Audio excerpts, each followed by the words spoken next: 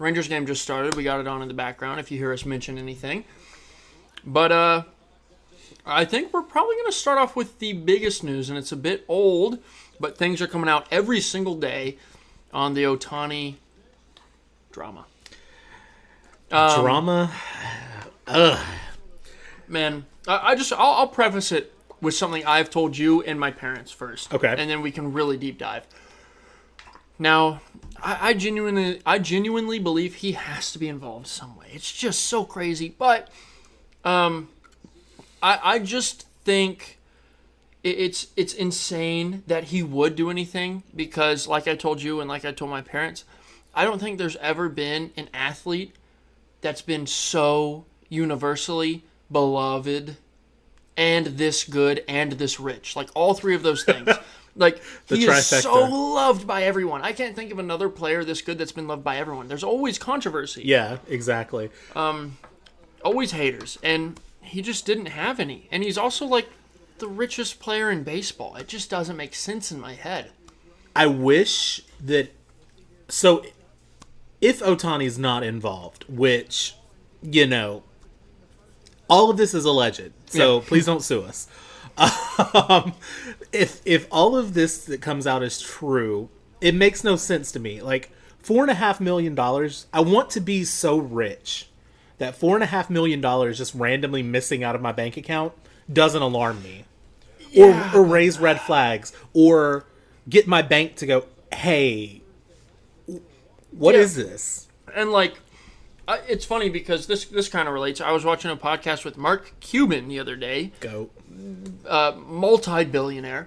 And someone asked him, they were like, could I just have, and this was a joke, but it was kind of theoretical because, you know, everybody thinks of billionaires this way. They were like, can I just have $5 million? It wouldn't affect you. You wouldn't notice it. You wouldn't care. And he was like, actually, yes, I would. Like, I would notice that amount of money, even though I have this much money, if it went missing. Yeah. And this was probably a few months ago. He went on someone's podcast. And, like, there's just no way. There's no way. Because he doesn't have even $1 billion yet, I don't think. Ohtani. No, he doesn't. No, because, like, his contract's still only worth, I think it was, 10 years, 11 years, 500 and something mil. Mm-hmm. That's crazy that Cuban said he'd noticed $5 million just missing. And he said it would actually genuinely affect him. And I was like, okay, I mean, I kind of believe him. I don't know. I mean, I wonder if that was, like, from a business account, would it affect him? Or if it's just from, like, a personal standpoint. I don't know. But I want to be so rich that $4.5 million just disappearing from my bank account doesn't bother me. Same. Now, I don't know if it's the interpreter was making the bets for him. If the interpreter was so deep in that he thought he could, he's safe on that. Ooh. If he thought that he could help his man get out of the gambling debts, mm-hmm. or if this man just genuinely stole money from his account. Mm-hmm. But like, my thought process behind the whole ordeal is, why does your interpreter have unimpeded access to your bank account? Yeah. Whether or not it was, I mean, I can't steal money from your bank account knowing nothing. Like, I mean, people have, because technically he was an employee of Ohtani's, and employees just don't have their boss's bank account. I wish I had my company's bank account. Like, if I had access to it, I wonder if they would notice $4.5 million just randomly missing from it. But that's not going to happen. Also, like, we sit here and we want to believe him and we want him to be innocent. And the thing is, there will always be a stain on his name because even if they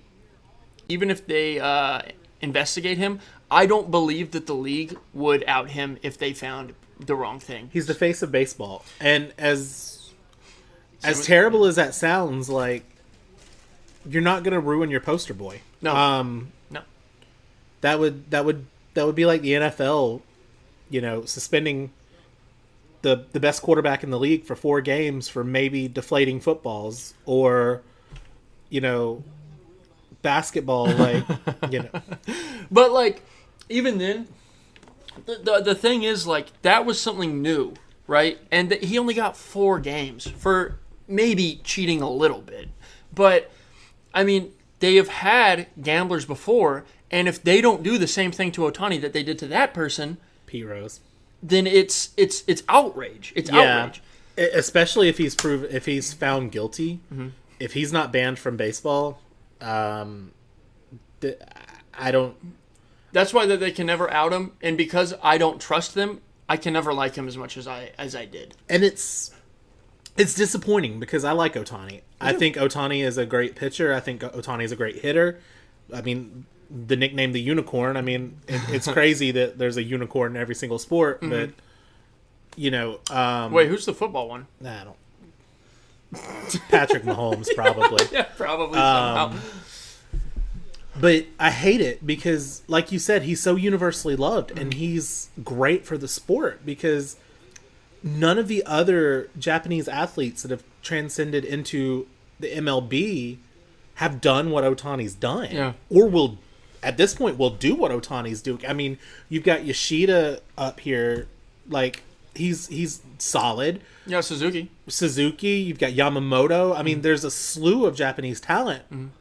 But if you add them all together, combine them, and mix them, they're still not as good as Ohtani. Probably not.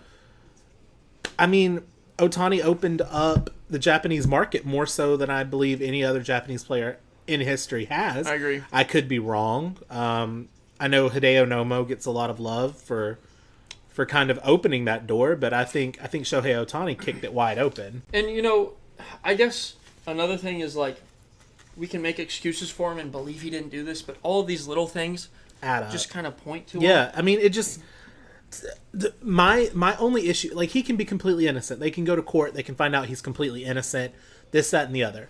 My issue with it is, why does somebody else have access to your bank account? And also, like, and this is a bit of a different road to go down, but it also confuses me because between his contract now, his old contracts, his endorsements, brand deals, whatever, he will be a billionaire one day, and he is a multi-hundred millionaire already. So even if you flipped that $5 million into $50 million, he doesn't need that. What does it do? Yeah. And his interpreter didn't need that because Like, they were best friends. He had to be rich too. That 5.4 million, or 4.5, my bad, my dyslexia kicked in right there. The $4.5 million that he may or may not have allegedly gambled with, I'm using a lot of, non-discriminatory terms here because I don't want us to get sued, may or may not have, used, was like $20 to us. I know. Like, that's what I think that's what irritates me the most, is it's like, it wasn't even a chunk of change to him. I mean, like you said, even if you flip it for 50 mil, that's still like... And they split it. It's 25 for Ohtani, 25 for the interpreter. That's half of a year's paycheck for him. Exactly. Like, I don't know. And we can go in circles. We won't know more until later. We may never know more, but we'll, of course, keep up with this story as we go. It's been 2 weeks, and it's already kind of died. It has. They're going to try their best to sweep it under the rug. I think it's over. Whether or not he did or didn't do it, it sucks that there's a scandal. It seems like there's a scandal pretty much every other week in baseball at this point. Yeah, it does. Well, not week, but you had the Bauer scandal 2 years ago. Last year was Wander. Now it's, did Ohtani bet on the game? It was the Astros for 2 years. Astros before that. Wait, was that a trash can I heard? If you haven't already, like, comment, subscribe, and of course look us up on socials at SuplexDinnerClub. And be sure to check out our other projects. We talk college football on Dogs versus All Y'all. That's a weekly college football podcast where we don't just talk about the Georgia Bulldogs. We talk about all things college football. The Life and Times pod, which is short for the Life and Times of a Restaurant Lifer podcast, where I have some chill conversations with some cool and interesting people that I've met in my years in the hospitality industry. And of course, check out Talk 'em in the Building. That's a pro wrestling podcast where we solely focus on the promo. We talk about the talkers, we hype the hype man, and we pontificate on the promo. It's a fun project, and if you're a pro wrestling fan, I'm sure you're going to enjoy it. If you're into TV and movie reviews, check out Four Corners Cinema, with Ari and Adrian, a podcast where two lifelong pro wrestling fans review film and other forms of media that just so happen to have some of our favorite pro wrestlers. The Suplex Dinner Club family is growing, and I would love for you to be a part of it.